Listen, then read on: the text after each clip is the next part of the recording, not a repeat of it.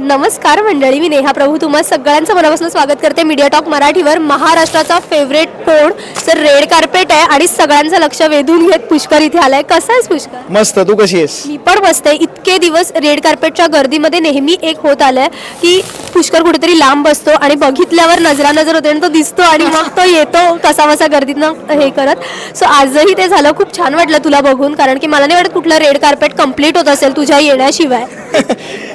हो, आता म्हणजे बोलवतात रेड कार्पेटला, आधी बोलवायचे नाहीत.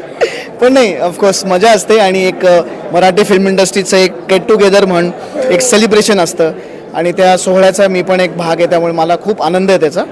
आय एम हॅपी यार, यू नो, एक we are celebrating Marathi film industry.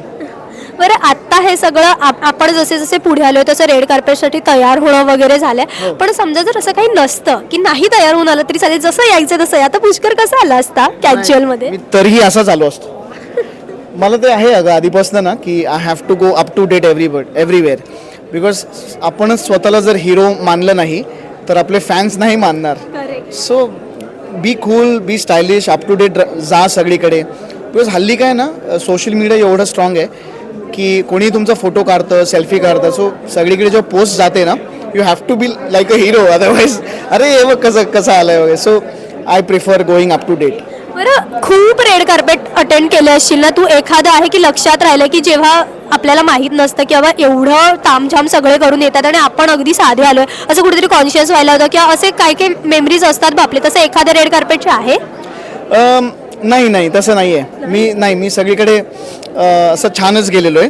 हां, एक मोठ्या OTTचं एक रेड कार्पेट होतं, तिथे मला थोडंसं कॉन्शियस व्हायला झालं, कारण की तिकडे सगळे बॉलिवूड ॲक्टर्स होते आणि त्यांच्यातला मी एक होतो. त्यामुळे मला वाटलं अरे बाबा, आणि ते सगळे डिझायनर वेअर आणि लाख रुपयाचे आउटफिट्स घालून आले होते. नॉट दॅट मी कमी ह्याचं घालून आलो होतो, पण थोडंसं मला असं वाटलं अरे बापरे, असं थोडंसं मला नर्वसनेस जाणवलं. हां, बिकॉज आता शाहिद कपूर, कार्तिक आर्यन, बच्चन साहेब, SRK असं ह्यांच्यासोबत असं रेड कार्पेटमध्ये वॉक करणं म्हणजे इट्स लाईक ओके असं झालं. तर मी दचकत गेलो. बरं, फेलिशियाने काय कॉम्प्लिमेंट दिले जेव्हा डॅडा इतका छान तयार होतो येतो तेव्हा ती किती कॉम्प्लिमेंट करते तुला? फेलिशियाला मी विचारलं की मी कसा वाटतोय तुला, तर तिने आत्ता मला फक्त जाताना असं कसं केलं. सो ती म्हणली can I come with you. मी म्हटलं नाही, तुला इथे बोर होईल. मी आणलं असतं तिला, पण तिला बोर झालं असतं. पण खूप क्यूट मोमेंट झाला असता. कधी आणणार तिला?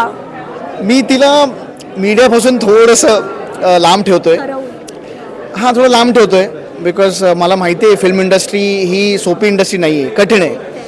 आणि मला तिला आत्ताच मीडियाला असं एक्सपोजर नाही द्यायचं. ती आत्ता लहान आहे, इनोसंट राहू दे.